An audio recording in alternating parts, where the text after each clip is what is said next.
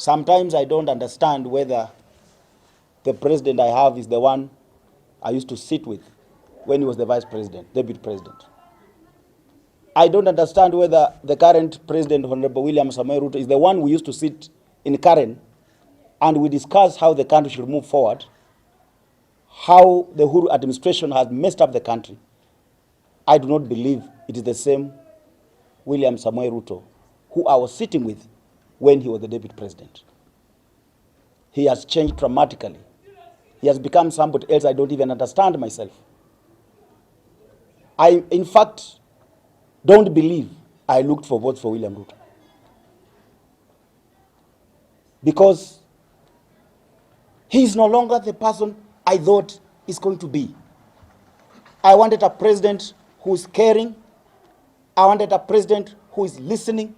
I wanted a president who will put health workers and all workers in Kenya, all workers on the table, and ask them, what problem do you have as Kenyan workers? How can we move this country forward together as Kenyans? But the president we have today is the one who is coming to make pronunciations. I'm going to increase NHIF 2.7% for the employer and the employee. I'm going to increase 6% NHIF for the employer, for the employee. And yet in the public sector today, all public servants are covered in one pension scheme or the other.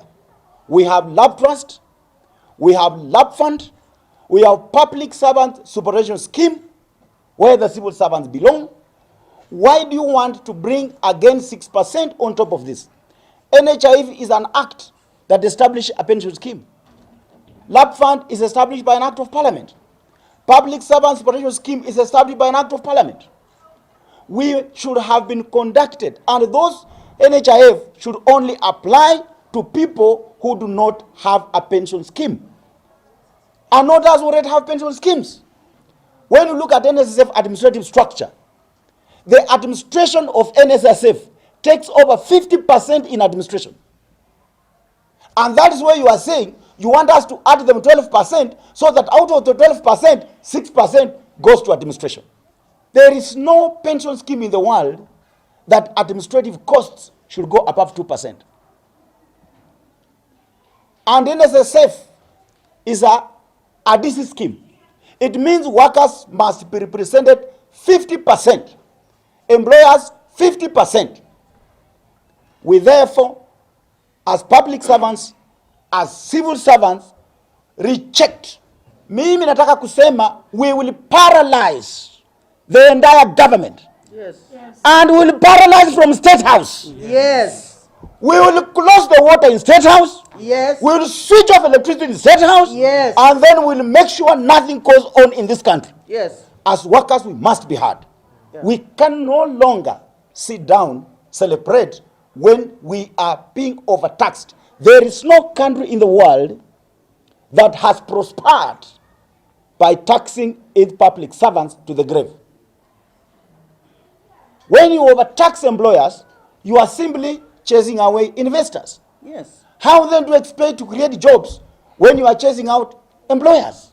We have been taxed to the level of 56%, but you have already paid 30%. When you buy anything, you have paid VAT 16%. When you go and purchase your electricity, look at it today. Electricity is taxed at 61%. If the government has run out of ideas, the economic advisors are all gangrenious. They are not advising the president anymore. They have nothing to advise the president. If they only advise indeed, you can give the president this tax. Oh, you are not an economist. The responsibility that this government is giving us is now to defend what workers have. Yes. Yes. And we will defend to the last drop of blood. Yes. Ama hamko tayari? Tuko tayari. Muko tayari? Tuko tayari. Muko tayari? Tuko tayari. Bas, kama serikali haijaona revolution na imekuwa ikiomba revolution ndio hii hapa. We'll bring it to their doorstep. Naambia wabunge, I'm telling you members of parliament, to not pass that bill, Financial Bill 2023. If you pass that bill, we will meet you on the ground. We will make sure you don't step in those constituencies. We will make life so difficult for you. Because Hata nyinyi wenyewe hamna pesa. You have been taxed already. Please, Parliament, the Senate, we are requesting you to not pass that draconian, archaic, I don't know even the language I can use. Do not pass that bill, Finance Bill 2023. Yes. We want a president who was you when you were the deputy. Because the one we have today is not you when you are the deputy. And I'm speaking without mincing my words. I'm a member of the National Executive Council of UDA. I'm the National Deputy Chair in charge of programs. That cannot stop me from doing my work. I'm employed by Kenyan workers to work for them, to defend them, and to fight for them. Yes. Si ni hivyo? Yeah. Si hao ndio wanalipa mimi mshahara? Yo. Mimi silipi na chama. Mimi nalipo na wafanyakazi. Sasa my friend William, kama unataka vita ya wafanyakazi tuko tayari.